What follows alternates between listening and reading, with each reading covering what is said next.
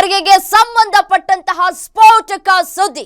Guarantee ನ್ಯೂಸ್ನಲ್ಲಿ political big exclusive. ದೆಹಲಿಯಲ್ಲಿ ಕೈಪಾಳ್ಯದಲ್ಲಿ ನಡೆದಿದೆ ಮಹಾ ಬೆಳವಣಿಗೆ.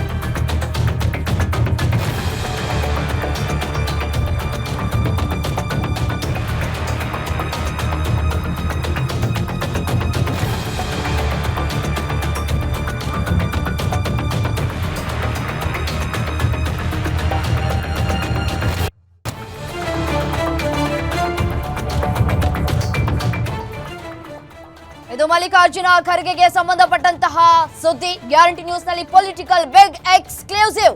ದೆಹಲಿಯಲ್ಲಿ ಕೈಪಾಳ್ಯದಲ್ಲಿ ನಡೆದಿದೆ ಮಹಾ ಬೆಳವಣಿಗೆ. ಕರ್ನಾಟಕದಲ್ಲಿ ಕುರ್ಚಿಗಾಗಿ ಗುದ್ದಾಟ ನಡೀತಾ ಇದೆ. ದೆಹಲಿಯಲ್ಲಿ ಹೈಕಮಾಂಡೇ ಬದಲಾಗುತ್ತಾ ಅನ್ನುವಂತಹ ಪ್ರಶ್ನೆ ಕಾಡ್ತಾ ಇದೆ. ಕಾಂಗ್ರೆಸ್ನಲ್ಲಿ ದಿಢೀರ್ ಬದಲಾವಣೆಯ ಚರ್ಚೆಗಳು ಹೆಚ್ಚಾಗ್ತಾ ಇದೆ. ಕರ್ನಾಟಕದಲ್ಲಿ ಕುರ್ಚಿಗಾಗಿ ಯಾವ ರೀತಿಯಾಗಿ ಒಂದಷ್ಟು ಪೈಪೋಟಿ ನಡೀತಾ ಇದೆ ಅನ್ನೋದನ್ನ ಗಮನಿಸ್ತಾ ಇದ್ದೀವಿ. ಎಐಸಿಸಿ ಅಧ್ಯಕ್ಷ ಮಲ್ಲಿಕಾರ್ಜುನ ಖರ್ಗೆ ಅವರೇ ಬದಲಾಗ್ತಾರಾ?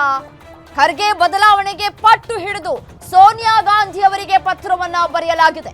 ಲೀಡರ್ಶಿಪ್ ಬದಲಾವಣೆಗೆ ಒಡಿಶಾ ಕಾಂಗ್ರೆಸ್ ನಾಯಕರು ಪತ್ರವನ್ನ ಬರೆದಿದ್ದಾರೆ. ಸೋನಿಯಾ ಗಾಂಧಿಗೆ ಪತ್ರವನ್ನ ಬರೆದಿರುವಂತಹ ಕಾಂಗ್ರೆಸ್ನ ಮುಖಂಡ ಮೊಹಮ್ಮದ್ ಮುಖೀಮ್ ಅನ್ನೋದು ಗೊತ್ತಾಗ್ತಾ ಇದೆ. ಖರ್ಗೆ ಉತ್ತಮ ನಾಯಕ, ಅದರಲ್ಲಿ ಎರಡು ಮಾತಿಲ್ಲ. ಆದರೆ ವಯಸ್ಸು ಅವರಿಗೆ ಸಪೋರ್ಟ್ ಮಾಡ್ತಾ ಇಲ್ಲ. ಇತ್ತೀಚೆಗಷ್ಟೇ ಖರ್ಗೆಗೆ ಓಪನ್ ಹಾರ್ಟ್ ಸರ್ಜರಿ ಕೂಡ ಆಗಿದೆ ಅಂತ ಹೇಳಿ ಪತ್ರದಲ್ಲಿ ಉಲ್ಲೇಖವನ್ನ ಮಾಡಿದ್ದಾರೆ. ದೇಶದಾದ್ಯಂತ ಕಾಂಗ್ರೆಸ್ ಹಲವು ಚುನಾವಣೆಗಳನ್ನ ಸೋಲ್ತಾ ಇದೆ. ಕಾಂಗ್ರೆಸ್ಗೆ ಮತ್ತಷ್ಟು ಚೈತನ್ಯದ ಅನಿವಾರ್ಯತೆ ಇದೆ. ಕಾಂಗ್ರೆಸ್ ಮತ್ತೆ ಪುಟಿದೇಳೋದಕ್ಕೆ ಯಂಗ್ ಲೀಡರ್ಸ್ ಬೇಕು ಅಂತ ಹೇಳಿ ಪತ್ರದಲ್ಲಿ ಉಲ್ಲೇಖವನ್ನ ಮಾಡಲಾಗಿದೆ. ಕರ್ನಾಟಕ ರಾಜ್ಯದಲ್ಲಿ ನಾಯಕತ್ವ ಬದಲಾವಣೆ ವಿಚಾರಕ್ಕೆ ಸಂಬಂಧಪಟ್ಟಂತೆ ಜಟಾಪಟಿ ನಡೀತಾ ಇರುವಂತಹ ಬೆನ್ನಲ್ಲಿಯೇ ಇದೀಗ ಎಐಸಿಸಿ ಅಧ್ಯಕ್ಷ ಮಲ್ಲಿಕಾರ್ಜುನ ಖರ್ಗೆ ಅವರನ್ನ ಬದಲಾವಣೆ ಮಾಡಬೇಕು ಅಂತ ಹೇಳಿ ಪತ್ರವನ್ನ ಬರೆಯಲಾಗಿದೆ. ಕಾರಣ ಕೊಡ್ತಾ ಇರೋದು ಆರೋಗ್ಯಕ್ಕೆ ಸಂಬಂಧಪಟ್ಟಂತೆ. ಉತ್ತಮ ನಾಯಕ, ಒಳ್ಳೆ ನಾಯಕ, ಅದರಲ್ಲಿ ಎರಡು ಮಾತಿಲ್ಲ. ಆದ್ರೆ ಈಗ ಅವರ ಆರೋಗ್ಯ ಅಷ್ಟು ಸಪೋರ್ಟ್ ಮಾಡ್ತಾ ಇಲ್ಲ. ಸೊ ಹಾಗಾಗಿ ಯೂತ್ಸ್ ಬೇಕು ಅಂತ ಹೇಳಿ ಈ ಒಂದು ಪತ್ರವನ್ನ ಸೋನಿಯಾ ಗಾಂಧಿ ಅವರಿಗೆ ಬರೆದಿದ್ದಾರೆ. ಹಾಗಿದ್ರೆ ಬದಲಾಗಿ ಬಿಡ್ತಾರಾ ಎಐಸಿಸಿ ಅಧ್ಯಕ್ಷ ಮಲ್ಲಿಕಾರ್ಜುನ ಖರ್ಗೆ? ಮಲ್ಲಿಕಾರ್ಜುನ ಖರ್ಗೆ ಜಾಗಕ್ಕೆ ಯಾರು ಬರ್ತಾರೆ? ದೆಹಲಿ ಕಾಂಗ್ರೆಸ್ ಮಟ್ಟದಲ್ಲಿ ಬಿಸಿ ಬಿಸಿ ಚರ್ಚೆಗಳಾಗ್ತಾ ಇದೆ. ಎಐಸಿಸಿ ಅಧ್ಯಕ್ಷ ಗಾದಿಗೆ ಪ್ರಿಯಾಂಕಾ ಗಾಂಧಿ ಹೆಸರು ಮುನ್ನೆಲೆಗೆ ಬರ್ತಾ ಇದೆ. ಪ್ರಶ್ನೆ ಕಾಡ್ತಾ ಇದೆ, ಅಧ್ಯಕ್ಷರ ಬದಲಾವಣೆ ಆಗೋದಾದ್ರೆ ವಾಟ್ ನೆಕ್ಸ್ಟ್? ಮುಂದೆ ಯಾರು ಬರ್ತಾರೆ? ಅವರ ಜಾಗವನ್ನ ಯಾರು ಫಿಲಪ್ ಮಾಡ್ತಾರೆ ಅನ್ನುವಂತಹ ಪ್ರಶ್ನೆ. ಯಾಕೆಂತಂದ್ರೆ ನೋಡಿ, ಅಷ್ಟು ಸುಲಭ ಅಲ್ಲ ಬದಲಾವಣೆ ಮಾಡೋದು. ದಲಿತರ ನಾಯಕ, ಸೀನಿಯರ್ ಲೀಡರ್ ಕೂಡ ಹೌದು, ಮತ್ತೆ ಕಾಂಗ್ರೆಸ್ನ ನಿಷ್ಠಾವಂತ ಕಾರ್ಯಕರ್ತರು ಕೂಡ ಹೌದು. ಹಿಂದಿ, ಇಂಗ್ಲಿಷ್ ಮತ್ತೆ ಉರ್ದು ಭಾಷೆಯನ್ನ ಲೀಲಾಜಾಲವಾಗಿ ಮಾತನಾಡ್ತಾರೆ. ಯಾವುದೇ ಸಮಸ್ಯೆಗಳಿಲ್ಲ. ಕಾರಣ ಕೊಡ್ತಾ ಇರೋದು ಅವರಿಗೆ ವಯಸ್ಸಾಗಿದೆ, ಆರೋಗ್ಯದಲ್ಲಿ ಸಮಸ್ಯೆ ಇದೆ, ಹಾರ್ಟ್ ಸರ್ಜರಿ ಆಗಿದೆ ಅಂತ ಹೇಳಿ. ಬದಲಾಗಿ ಬಿಡ್ತಾರಾ? ಹಾಗಿದ್ರೆ ಎಐಸಿಸಿ ಅಧ್ಯಕ್ಷ ಮಲ್ಲಿಕಾರ್ಜುನ ಖರ್ಗೆ ಜಾಗಕ್ಕೆ ಯಾರು ಬರ್ತಾರೆ ಅನ್ನುವಂತಹ ಪ್ರಶ್ನೆಗೆ ನೋಡಿ, ದೆಹಲಿ ಕಾಂಗ್ರೆಸ್ ಮಟ್ಟದಲ್ಲಿ ಈ ಒಂದು ವಿಚಾರ ಬಿಸಿ ಬಿಸಿಯಾಗಿ ಚರ್ಚೆ ಆಗ್ತಾ ಇದೆ. ಎಐಸಿಸಿ ಅಧ್ಯಕ್ಷ ಗಾದಿಗೆ ಪ್ರಿಯಾಂಕಾ ಗಾಂಧಿ ಅವರ ಹೆಸರು ಕೂಡ ಮುನ್ನೆಲೆಗೆ ಬರ್ತಾ ಇದೆ. ಪ್ರಿಯಾಂಕಾ ಗಾಂಧಿ ಹೆಸರನ್ನ ಸೂಚಿಸಿದ್ದಾರೆ ಮೊಹಮ್ಮದ್ ಅವರು. ಕಾಂಗ್ರೆಸ್ಗೆ ಪ್ರಿಯಾಂಕಾ ಗಾಂಧಿಯಂತಹ ಯಂಗ್ ಲೀಡರ್ನ ಅವಶ್ಯಕತೆ ಇದೆ ಅಂತ ಹೇಳಿ ಈ ಒಂದು ಪತ್ರದಲ್ಲಿ ಮೊಹಮ್ಮದ್ ಅವರು ಉಲ್ಲೇಖ ಕೂಡ ಮಾಡಿದ್ದಾರೆ. ಕಾರಣಗಳು ಇಷ್ಟೇ, ಆರೋಗ್ಯ ಸರಿ ಇಲ್ಲ ಅನ್ನುವಂತಹ ಒಂದೇ ಒಂದು ವಿಚಾರವನ್ನ ಇಲ್ಲಿ ಉಲ್ಲೇಖವನ್ನ ಮಾಡಲಾಗ್ತಾ ಇದೆ. ಬಟ್ ಕಾರಣ ಹಲವಾರು ಇಲ್ಲಿ ನಾವು ಗಮನಿಸ್ತಾ ಹೋಗಬಹುದು. ನೋಡಿ, ಕರ್ನಾಟಕದಲ್ಲಿ ಆಗ್ತಾ ಇರುವಂತಹ ಬೆಳವಣಿಗೆಗಳಿಗೆ ಅದನ್ನು ಸರಿಯಾಗಿ ಹಿಡಿತ ಸಾಧಿಸುವಲ್ಲಿ ಮಲ್ಲಿಕಾರ್ಜುನ ಖರ್ಗೆ ಅವರು ವಿಫಲರಾಗಿದ್ದಾರೆ. ಮಲ್ಲಿಕಾರ್ಜುನ ಖರ್ಗೆ ಅವರನ್ನ ಪ್ರಶ್ನೆ ಮಾಡಿದಂತಹ ಸಂದರ್ಭದಲ್ಲಿ ಹೈಕಮಾಂಡ್ ತೀರ್ಮಾನ ಮಾಡುತ್ತೆ ನಾಯಕತ್ವ ಬದಲಾವಣೆ ವಿಚಾರಕ್ಕೆ ಸಂಬಂಧಪಟ್ಟಂತೆ ಅಂತ ಹೇಳಿ ಅವರು ಹೇಳಿಕೆಯನ್ನ ಕೊಡ್ತಾ ಇದ್ದಾರೆ. ಮತ್ತೆ ಮಧ್ಯಪ್ರವೇಶವನ್ನ ಮಾಡಿ ಕರ್ನಾಟಕದಲ್ಲಿ ಆಗ್ತಾ ಇರುವಂತಹ ಬೆಳವಣಿಗೆಯ ಬಗ್ಗೆ ಹಿಡಿತ ಸಾಧಿಸೋದಕ್ಕೆ ಸಾಧ್ಯ ಆಗ್ತಾ ಇಲ್ಲ. ಅವರಿಗೆ ಸರಿ ಮಾಡುವಂತಹ ಕೆಲಸಕ್ಕೂ ಕೂಡ ಅವರು ಕೈ ಹಾಕಿದ್ರು ಕೂಡ ಅದು ವಿಫಲ ಆಗ್ತಾ ಇದೆ ಅನ್ನುವಂತಹ ಕಾರಣ ಕೂಡ ಇರಬಹುದಾ ಅನ್ನುವಂತಹ ಪ್ರಶ್ನೆ ಕೂಡ ಕಾಡ್ತಾ ಇದೆ. ಮತ್ತೆ ಇದರ ಜೊತೆಗೆ ನೋಡಿ, ಕರ್ನಾಟಕ ಬಿಟ್ರೆ ಯಾವುದೇ ದೊಡ್ಡ ರಾಜ್ಯವನ್ನ ಕೂಡ ಇಲ್ಲಿವರೆಗೂ ಕೂಡ ಗೆಲ್ಲೋದಕ್ಕೆ ಸಾಧ್ಯವಾಗಿಲ್ಲ. ಕಾರಣ ವಯಸ್ಸಾಗಿದೆ, ಅತಿ ವೇಗವಾಗಿ ನಡೆಯೋದಕ್ಕೂ ಕೂಡ ಆಗೋದಿಲ್ಲ, ಆರೋಗ್ಯದಲ್ಲಿ ಸಮಸ್ಯೆ ಆಗುತ್ತೆ, ಮತ್ತೆ ಏರು ಧ್ವನಿಯಲ್ಲೂ ಕೂಡ ಮಾತನಾಡೋದಕ್ಕೆ ಸಾಧ್ಯವಿಲ್ಲ ಅನ್ನುವಂತಹ ವಿಚಾರಗಳು ಕೂಡ ಇರಬಹುದು. ಇವರೇ ನೋಡಿ ಪತ್ರವನ್ನ ಬರೆದಿರುವಂತವರು ಮಹಮ್ಮದ್ ಮೊಕಿಮ್ ಅವರು ಇದೀಗ ಸೋನಿಯಾ ಗಾಂಧಿ ಅವರಿಗೆ ಪತ್ರವನ್ನ ಬರೆದಿದ್ದಾರೆ. ಆ ಒಂದು ಪತ್ರವನ್ನ ಕೂಡ ಗಮನಿಸ್ತಾ ಇದ್ದೀರಿ. ಎಐಸಿಸಿ ಅಧ್ಯಕ್ಷ ಮಲ್ಲಿಕಾರ್ಜುನ ಖರ್ಗೆ ಅವರ ಬದಲಾವಣೆ ಅನಿವಾರ್ಯನಾ, ಬದಲಾವಣೆ ಮಾಡಲೇಬೇಕಾ ಅನ್ನುವಂತಹ ಪ್ರಶ್ನೆ ಕಾಡ್ತಾ ಇದೆ. 80 ವಯಸ್ಸಿಗಿಂತ ಜಾಸ್ತಿ ಆಗಿದೆ. ಸೊ ಹಾಗಾಗಿ ಅವರ ಬದಲಾವಣೆ ಅನಿವಾರ್ಯ ಅನ್ನುವಂತಹ ವಿಚಾರವನ್ನ ಕೂಡ ಅವರು ಇಲ್ಲಿ ಉಲ್ಲೇಖ ಮಾಡಿದ್ದಾರೆ. 83 ವರ್ಷ ವಯಸ್ಸಾಗಿದೆ. ಸೊ ಅವರಿಗೆ ಪಕ್ಷದಲ್ಲಿ ಹಿಡಿತ ಏನೋ ಇದೆ, ಬಟ್ ಆದರೆ ಅವರು ಕಂಟ್ರೋಲಿಗೆ ತೆಗೆದುಕೊಳ್ಳೋದರಲ್ಲಿ ಒಂದು ಕಡೆ ವಿಫಲರಾಗ್ತಾ ಇದ್ದಾರೆ. ಸೊ ಹಾಗಾಗಿ ಕೆಲವೊಂದು ವಿಚಾರವನ್ನ ಕೂಡ ಅವರು ಇಲ್ಲಿ ಉಲ್ಲೇಖ ಮಾಡ್ತಾ ಇದ್ದಾರೆ. ಯೂತ್ಸ್ ಬೇಕು, ನಮಗೆ ಸರಿಯಾಗಿ ಮಾರ್ಗದರ್ಶನವನ್ನ ಕೊಡುವಂತಹ ವ್ಯಕ್ತಿ ಬೇಕು, ಮತ್ತೆ ಏರು ಧ್ವನಿಯಲ್ಲಿ ಮಾತನಾಡಬೇಕು, ಪಕ್ಷವನ್ನ ಹಿಡಿತ ಸಾಧಿಸುವಂತಹ ಸಾಮರ್ಥ್ಯವನ್ನ ಹೊಂದಿರುವಂತಹ ವ್ಯಕ್ತಿಯೂ ಕೂಡ ಬೇಕು ಇಲ್ಲಿ ಅಂತ ಹೇಳಿ ಅವರು ಹೇಳ್ತಾ ಇದ್ದಾರೆ. ಅದಕ್ಕೆ ಪ್ರಿಯಾಂಕಾ ಗಾಂಧಿ ಅಂತಹ ಯಂಗ್ ಲೀಡರ್ನ ಅವಶ್ಯಕತೆ ಇದೆ ಅನ್ನುವಂತಹ ಮಾತುಗಳನ್ನ ಕೂಡ ಅವರು ಒಂದು ಪತ್ರದಲ್ಲಿ ಉಲ್ಲೇಖವನ್ನ ಮಾಡಿದ್ದಾರೆ. ಸೊ ಹಾಗಾಗಿ ವಾಟ್ ನೆಕ್ಸ್ಟ್, ಏನಾಗಬಹುದು, ಏನಾಗ್ತಾ ಇದೆ? ಸದ್ಯ ರಾಜ್ಯದಲ್ಲಿ ಒಂದು ಬೆಳವಣಿಗೆ ಆಗ್ತಾ ಇದೆ, ಕೇಂದ್ರದಲ್ಲೂ ಕೂಡ ಇದೇ ರೀತಿಯಾದಂತಹ ಬದಲಾವಣೆಯ ಬಿರುಗಾಳಿ ಎದ್ದೇಳುತ್ತಾ ಅನ್ನುವಂತಹ ಪ್ರಶ್ನೆಗಳು ಕೂಡ ಕಾಡ್ತಾ ಇದೆ. ಬದಲಾಗೋದಾದ್ರೆ ಎಐಸಿಸಿ ಅಧ್ಯಕ್ಷ ಮಲ್ಲಿಕಾರ್ಜುನ ಅವರ ಜಾಗಕ್ಕೆ ರೀಪ್ಲೇಸ್ಮೆಂಟ್ ಏನು ಅನ್ನುವಂತಹ ಪ್ರಶ್ನೆ. ಯಾಕೆಂತಂದ್ರೆ ಅವ್ರಿಗೆ ನೋಡಿ, ಕರ್ನಾಟಕ ಅಂತ ಬಂದಂತಹ ಸಂದರ್ಭದಲ್ಲಿ ಕನ್ನಡವನ್ನ ಕೂಡ ಮಾತನಾಡ್ತಾರೆ, ಉತ್ತರ ಅಂತ ಬಂದಂತಹ ಸಂದರ್ಭದಲ್ಲಿ ಅವರು ಹಿಂದಿ ಮತ್ತೆ ಇಂಗ್ಲಿಷು ಉರ್ದು ಭಾಷೆಯನ್ನು ಕೂಡ ಅವರು ಲೀಲಾಜಾಲವಾಗಿ ಮಾತನಾಡ್ತಾರೆ. ಮತ್ತೆ ಕೋಆರ್ಡಿನೇಟ್ ತುಂಬಾ ಚೆನ್ನಾಗಿ ಕೂಡ ಇದೆ. ಮತ್ತೆ ಪಕ್ಷವನ್ನ ಯಾವ ರೀತಿಯಾಗಿ ಮುನ್ನಡೆಸ್ಕೊಂಡು ಹೋಗಬೇಕು ಅನ್ನುವಂತಹ ಸಾಮರ್ಥ್ಯ ಇದೆ. ಬಟ್ ಆದ್ರೆ ಹಾರ್ಟ್ ಸರ್ಜರಿ ಆಗಿದೆ, ಅವರ ಆರೋಗ್ಯ ಈಗ ಕ್ಷೀಣಿಸ್ತಾ ಇದೆ, ಆವಾಗವಾಗ ಅವರ ಆಸ್ಪತ್ರೆಗೂ ಕೂಡ ದಾಖಲಾಗ್ತಾರೆ. ಸೊ ಹಾಗಾಗಿ ಬದಲಾವಣೆ ಅನಿವಾರ್ಯ ಅಂತ ಹೇಳಿ ಈ ಒಂದು ಪತ್ರವನ್ನ ಬರೆದಿದ್ದಾರೆ. ಬಟ್ ಇಲ್ಲಿವರೆಗೂ ಕೂಡ ಹೈಕಮಾಂಡ್ ನಾಯಕರು ಯಾವುದೇ ರೀತಿಯಾದಂತಹ ರಿಯಾಕ್ಟನ್ನ ಮಾಡಿರಲಿಲ್ಲ. ಮತ್ತೆ ನೋಡಿ, ಮಲ್ಲಿಕಾರ್ಜುನ ಖರ್ಗೆ ಅಂತಂದ್ರೆ ಅದೊಂದು ಫೈರ್ ಬ್ರ್ಯಾಂಡ್.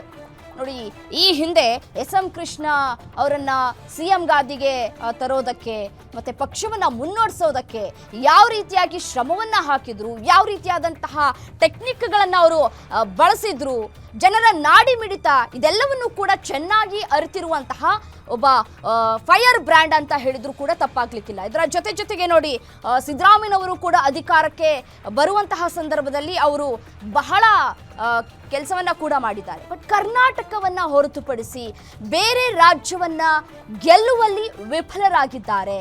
ಸೊ ಹಾಗಾಗಿ ಇದು ಒಂದು ಕೂಡ ಕನ್ಸಿಡರ್ ಮಾಡಲಾಗ್ತಾ ಇದೆಯಾ ಅನ್ನುವಂತಹ ಪ್ರಶ್ನೆಗಳು ಕೂಡ ಕಾಡ್ತಾ ಇದೆ. ದಕ್ಷಿಣದವರು ಉತ್ತರದವರನ್ನ ಕಂಟ್ರೋಲ್ ಮಾಡೋದಕ್ಕಾಗ್ತಾ ಇಲ್ವಾ, ಕಂಟ್ರೋಲಿಗೆ ತೆಗೆದುಕೊಳ್ಳೋದಕ್ಕೆ ಸಾಧ್ಯ ಆಗ್ತಾ ಇಲ್ವಾ, ಅವರ ನಾಡಿ ಮಿಡಿತವನ್ನ ಅರ್ಥ ಮಾಡ್ಕೊಳ್ಳೋದ್ರಲ್ಲಿ ವಿಫಲರಾಗಿದ್ದಾರಾ ಮಲ್ಲಿಕಾರ್ಜುನ ಖರ್ಗೆ ಅವರು ಅನ್ನುವಂತಹ ಪ್ರಶ್ನೆ ಈಗ ಕಾಡ್ತಾ ಇದೆ. ಗೊತ್ತಿಲ್ಲ, ಅವರು ಕೊಡ್ತಾ ಇರುವಂತಹ ರೀಸನ್ ಇಷ್ಟೇ, ಅವರ ಆರೋಗ್ಯ ಸಮಸ್ಯೆ ಇದೆ ಅನ್ನುವಂತಹ ಒಂದು ರೀಸನ್ ಅನ್ನ ಅವರು ಇಲ್ಲಿ ಸ್ಪಷ್ಟವಾಗಿ ಉಲ್ಲೇಖ ಮಾಡಿದ್ದಾರೆ ಪತ್ರದಲ್ಲಿ.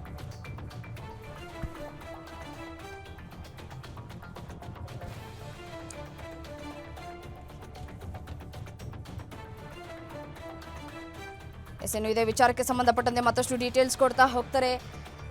ಗ್ಯಾರಂಟಿ ನ್ಯೂಸ್ನ ಸಂಪಾದಕರು ಸತೀಶ್ ಆಂಚನಪ್ಪ ನೇರ ಸಂಪರ್ಕದಲ್ಲಿ ಜಾಯಿನ್ ಆಗಿದ್ದಾರೆ. ಸತೀಶ್, ನಿಜಕ್ಕೂ ಇದೊಂದು ದೊಡ್ಡ ಬೆಳವಣಿಗೆ ಅಂತ ಹೇಳಿದ್ರು ಕೂಡ ತಪ್ಪಾಗ್ಲಿಕ್ಕಿಲ್ಲ.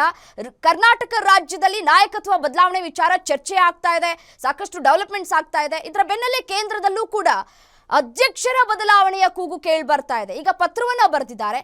ಪತ್ರದಲ್ಲಿ ಯಾವೆಲ್ಲ ಅಂಶಗಳನ್ನ ಉಲ್ಲೇಖವನ್ನ ಮಾಡಿದ್ದಾರೆ ಅಂತ ಹೇಳಿ ಡೀಟೇಲ್ ಆಗಿ ಮಾಹಿತಿ ಕೊಡ್ತಾ ಹೋಗೋದಾದ್ರೆ ರಮ್ಯಾ, ಖಂಡಿತವಾಗ್ಲೂ ಕೂಡ ಇಡೀ ರಾಜ್ಯದಲ್ಲಿ ಇವತ್ತಿನ ನಾಯಕತ್ವ ಬದಲಾವಣೆ ಬಗ್ಗೆ ಚರ್ಚೆ ಆಗ್ತಾ ಇದೆ. ಮತ್ತೊಂದು ಕಡೆ ಈಗ ರಾಷ್ಟ್ರ ರಾಜಕಾರಣದಲ್ಲೂ ಕೂಡ ಕಾಂಗ್ರೆಸ್ ದೊಡ್ಡ ಮಟ್ಟದಲ್ಲಿ ಸದ್ದು ಮಾಡ್ತಾ ಇದೆ ಅಂತಲೇ ಹೇಳ್ಬೋದು.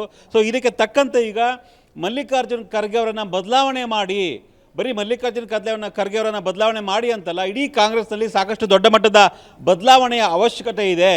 ಯಾಕಂದರೆ ಪ್ರಮುಖವಾಗಿ ಈ ಒಂದು ಪತ್ರ 4 ಪುಟಗಳ ಪತ್ರ ಇದೆ. ಸೋನಿಯಾ ಗಾಂಧಿಗೆ ಬರೆದಂತಹ ಪತ್ರ ಇದು. ಮಹಮ್ಮದ್ ಮೋಕಿಮ್ ಬರೆದಿರತಕ್ಕಂಥ ಪತ್ರ. XMLA ಇವರು ಒಡಿಸ್ಸಾ ರಾಜ್ಯದವರು. ಸೊ ಇವರು ಸುದೀರ್ಘವಾಗಿ ಒಂದು 4 ಪುಟಗಳ ಪತ್ರವನ್ನು ಸೋನಿಯಾ ಗಾಂಧಿಗೆ ಬರೆದಿದ್ದಾರೆ. ಪ್ರಮುಖವಾಗಿ ಪಕ್ಷದ ಪುನರ್ರಚನೆ ಆಗಬೇಕು, ಇಂಪಾರ್ಟೆಂಟ್ ಪಕ್ಷದ ಪುನರ್ರಚನೆ ಆಗಬೇಕು, ನಾಯಕತ್ವದಲ್ಲಿ ಬದಲಾವಣೆಗಳಾಗಬೇಕು. ಈಗಿರ್ತಕ್ಕಂಥ ನಾಯಕತ್ವದಲ್ಲಿ ಅಷ್ಟು ಯಂಗ್ಸ್ಟರ್ಸ್ನ ಅಟ್ರ್ಯಾಕ್ಟ್ ಮಾಡುವಂತಹ ಚೈತನ್ಯ ಇಲ್ಲ, ಹುಮ್ಮಸ್ಸಿಲ್ಲ. ಯಾಕಂದರೆ ಇಡೀ ದೇಶದಲ್ಲಿ ಸುಮಾರು 65% ಯಂಗ್ಸ್ಟರ್ಸ್ ಇದ್ದಾರೆ. ಅಂದರೆ 35 ವರ್ಷಕ್ಕಿಂತ ಕಡಿಮೆ ಇರ್ತಕ್ಕಂಥ ಜನಸಂಖ್ಯೆ ಸುಮಾರು 65% ಇದೆ. ಕಾಂಗ್ರೆಸ್ ಏನು ಮಾಡೋಕ್ಕೆ ಹೊರಟಿದೆ ಅನ್ನೋ ರೀತಿಯಾಗಿ ಇವರು ಪತ್ರವನ್ನು ಬರೆದಿದ್ದರು. ಬಹುಮುಖ್ಯವಾಗಿ ಕೆಲವೊಂದಿಷ್ಟು ನೇಮ್ಸನ್ನು ಉಲ್ಲೇಖ ಮಾಡಿದ್ದಾರೆ ರಮ್ಯಾ. ಅದರಲ್ಲಿ ಈ ಹಿಂದೆ ಸಿಂಧ್ಯಾ ಇದ್ದು, ಅಂದರೆ ಜ್ಯೋತಿರಾದಿತ್ಯ ಸಿಂಧ್ಯಾ ಕಾಂಗ್ರೆಸ್ ಬಿಟ್ಟರು, ಅದಾದಮೇಲೆ ಜೈವೀರ್ ಕಾಂಗ್ರೆಸ್ ಬಿಟ್ಟರು, ಮಿಲಿಂದ್ ದಿಯೋರ ಕಾಂಗ್ರೆಸ್ ಬಿಟ್ಟರು, ಹಿಮಾಂತ ಬಿಶ್ವಾ ಶರ್ಮಾ ಕಾಂಗ್ರೆಸ್ ಬಿಟ್ಟರು. ಎಲ್ಲರೂ ಕೂಡ ಕಾಂಗ್ರೆಸ್ಸನ್ನು ಬಿಟ್ಟು ಬೇರೆ ಪಕ್ಷಕ್ಕೆ ಹೋದರು. ಆ ಸ್ಥಿತಿ ಮುಂದುವರಿಬಾರ್ದು ಕಾಂಗ್ರೆಸ್ನಲ್ಲಿ. ಯಾಕೆ ಈ ಸ್ಥಿತಿ ಇದೆ ಕಾಂಗ್ರೆಸ್ನಲ್ಲಿ? ಬೇರೆ ನಾಯಕತ್ವ ಚೇಂಜ್ ಮಾಡಿ. ವಿಶೇಷವಾಗಿ ಖರ್ಗೆ ಬಗ್ಗೆ ಮಾತನಾಡಿದ್ದಾರೆ. ಖರ್ಗೆಗೆ 83 ವರ್ಷ ವಯಸ್ಸಾಗಿದೆ. 83 ವರ್ಷ ವಯಸ್ಸಾಗಿದೆ. ಪಾಪ ಅವರು ತುಂಬ ಅತ್ಯುತ್ತಮ ಲೀಡ್ರ್ ಅವರು, ಅದರಲ್ಲಿ ಯಾವುದೇ ರೀತಿಯ ಡೌಟ್ ಇಲ್ಲ. ಆದರೆ ಅವರು ಆ ಒಂದು ಲೀಡರ್ಶಿಪ್ಪನ್ನು ಇಡೀ ದೇಶಾದ್ಯಂತ ಪ್ರವಾಸ ಮಾಡಿ ಪಕ್ಷ ಸಂಘಟನೆ ಮಾಡೋದಕ್ಕೆ ಅವರ ಏಜ್ ಸಪೋರ್ಟ್ ಮಾಡ್ತಾ ಇಲ್ಲ ಅವ್ರಿಗೆ. ಅದು ಅವ್ರ ತಪ್ಪಲ್ಲ, ಅದು ಏಜ್ ಫ್ಯಾಕ್ಟ್ರು. ಹೀಗಾಗಿ ಬದಲಾವಣೆ ಅಗತ್ಯ ಇದೆ ಅನಿಸ್ತಾ ಇದೆ. ದಯವಿಟ್ಟು ಈ ನಿಟ್ಟಿನಲ್ಲಿ ಒಂದು ನಿರ್ಧಾರಕ್ಕೆ ಬನ್ನಿ ಅಂತ ಸೋನಿಯಾ ಗಾಂಧಿಗೆ ಪತ್ರ ಬರೆದಿದ್ದಾರೆ. ಜೊತೆಗೆ ಕೆಲವೊಂದಿಷ್ಟು ನೇಮ್ ಸಜೆಸ್ಟ್ ಮಾಡಿದ್ದಾರೆ. ವಿಶೇಷವಾಗಿ ಇದರಲ್ಲೂ ಕೂಡ ಇಂಟ್ರೆಸ್ಟಿಂಗ್ ಏನಪ್ಪ ಅಂದರೆ DK ಶಿವಕುಮಾರ್ ಅವರ ಹೆಸರನ್ನು ಕೂಡ ಮೆನ್ಷನ್ ಮಾಡಿದ್ದಾರೆ. ಅಂದರೆ ಯಂಗ್ಸ್ಟರ್ ಲೀಡರ್ಸು, ಕಾಂಗ್ರೆಸ್ಗೆ ಇಂಥ ನಾಯಕರ ಅಗತ್ಯ ಇದೆ, ಅವರನ್ನು ರಾಷ್ಟ್ರ ರಾಜಕಾರಣಕ್ಕೆ ತಗೊಂಬನ್ನಿ, ಅವ್ರಿಗೆ ಒಂದು ಹುದ್ದೆಯನ್ನು ಕೊಡಿ ಅನ್ನೋ ಲೆಕ್ಕಾಚಾರದಲ್ಲಿ DK ಶಿವಕುಮಾರು, ರೇವಂತ್ ರೆಡ್ಡಿ, ಅದಾದಮೇಲೆ ಶಶಿ ತರೂರ್, ಜೊತೆಗೆ ಸಚಿನ್ ಪೈಲಟ್, ಈ 4 ಜನರ ಹೆಸರನ್ನು ಈ ಒಂದು ಪತ್ರದಲ್ಲಿ ಮೆನ್ಷನ್ ಮಾಡಿದ್ದಾರೆ. ಒಂದು ಕಡೆ ಕರ್ನಾಟಕದಲ್ಲಿ CM ಕುರ್ಚಿಗಾಗಿ DK ಶಿವಕುಮಾರ್ ಸಾಕಷ್ಟು ಪ್ರಯತ್ನವನ್ನು ಮಾಡ್ತಾ ಇದ್ದಾರೆ. ಸಿದ್ದರಾಮಯ್ಯ ಬಿಟ್ಕೊಡಲ್ಲ, ಇವರು ಬಿಡಲ್ಲ ಅನ್ನೋ ರೀತಿಯಾಗಿ ಚರ್ಚೆ ಆಗ್ತಾ ಇದೆ. ರಾಜಕಾರಣ ಜೊತೆಗೆ ಇಡೀ ರಾಷ್ಟ್ರ ರಾಜಕಾರಣದ ಒಂದು ಚಿತ್ತ ಕರ್ನಾಟಕದ ಕಡೆ ಇದೆ. ಯಾರಪ್ಪ CM ಬದಲಾಗ್ತಾರಾ, DK CM ಆಗ್ತಾರಾ ಅಂತ. ಮತ್ತೊಂದು ಕಡೆ ಈಗ ರಾಷ್ಟ್ರ ರಾಜಕಾರಣದಲ್ಲಿ AICC ಅಧ್ಯಕ್ಷರೇ ಬದಲಾಗ್ತಾರಾ ಅನ್ನೋ ಒಂದು ಚರ್ಚೆ ಆಗ್ತಾ ಇದೆ. ಯಾಕಂದರೆ ಇವರು ಹಾಕಿರ್ತಕ್ಕಂಥ ವ್ಯಾಲಿಡ್ ಪಾಯಿಂಟ್ಸು, ಇಡೀ ದೇಶದಲ್ಲಿ 65% ಯಂಗ್ಸ್ಟರ್ಸ್ ಇದ್ದಾರೆ. ಕಾಂಗ್ರೆಸ್ ಏನು ಮಾಡೋಕೆ ಹೊರಟಿದ್ದೀರಾ ನೀವು? ಹೊಸ ನಾಯಕತ್ವ ತಗೊಂಬನ್ನಿ. ಇತ್ತೀಚೆಗಷ್ಟೇ ಖರ್ಗೆಗೆ ಓಪನ್ ಹಾರ್ಟ್ ಸರ್ಜರಿ ಕೂಡ ಆಗಿತ್ತು ಅನ್ನೋದನ್ನ ಮೆನ್ಷನ್ ಮಾಡಿದ್ದಾರೆ ಈ ಒಂದು ಪತ್ರದಲ್ಲಿ. ಹಾಗಾಗಿ ಅವರು ಆರೋಗ್ಯ ಸಪೋರ್ಟ್ ಮಾಡ್ತಾ ಇಲ್ಲ ಕಾಂಗ್ರೆಸ್ ಪಕ್ಷವನ್ನು ಬೆಳೆಸೋದಕ್ಕೆ, ರೀಸ್ಟ್ರಕ್ಚರ್ ಮಾಡೋದಕ್ಕೆ. ಸೊ ಅದಾಗಬೇಕು ಅಂದರೆ ಪ್ರಿಯಾಂಕಾ ಗಾಂಧಿ ರೀತಿಯ ಲೀಡರ್ಸು ಕಾಂಗ್ರೆಸ್ನಲ್ಲಿ ಮಹತ್ವದ ಜವಾಬ್ದಾರಿಯನ್ನು ಕೊಡಬೇಕು, ಅವ್ರಿಗೆ ಲೀಡರ್ಶಿಪ್ ಕೊಡಬೇಕು ಅಂತ ಈ ಒಂದು ಪತ್ರದಲ್ಲಿ ಹೇಳಿದ್ದಾರೆ ರಮ್ಯಾ. ಜೊತೆಗೆ ಯಾಕೆ ಈ ಪತ್ರವನ್ನು ಬರೆದಿದ್ದಾರೆ ಅಂದರೆ, ಇವರು ಒರಿಸ್ಸಾದಲ್ಲಿ ಕಾಂಗ್ರೆಸ್ ತುಂಬ ಪ್ರಾಬ್ಲಮ್ ಫೇಸ್ ಮಾಡ್ತಾ ಇದೆ. ಒಳ್ಳೆ ಲೀಡರ್ಸ್ ಇಲ್ಲ. ಬರೀ ಒರಿಸ್ಸಾ ಮಾತ್ರ ಅಲ್ಲ, ಇದು ಇಡೀ ದೇಶದಲ್ಲಿ ಈ ಒಂದು ಸಿಚುವೇಶನ್ ಕಾಣಿಸ್ತಾ ಇದೆ ಅನ್ನೋ ನಿಟ್ಟಿನಲ್ಲಿ ಈ ಒಂದು ಪತ್ರವನ್ನು ಬರೆದು ಯಂಗ್ಸ್ಟರ್ಸ್ಗೆ ಯೂತ್ ಕಾಂಗ್ರೆಸ್ ಆಗಬೇಕು, ಕಾಂಗ್ರೆಸ್ ಯೂತ್ ಲೀಡರ್ಸ್ ಬೇಕು ಅನ್ನೋ ನಿಟ್ಟಿನಲ್ಲಿ ಖರ್ಗೆ ಅವರನ್ನು ಬದಲಾವಣೆ ಮಾಡಿ ಅಂತ ಬರೆದಿದ್ದಾರೆ ರಮ್ಯಾ.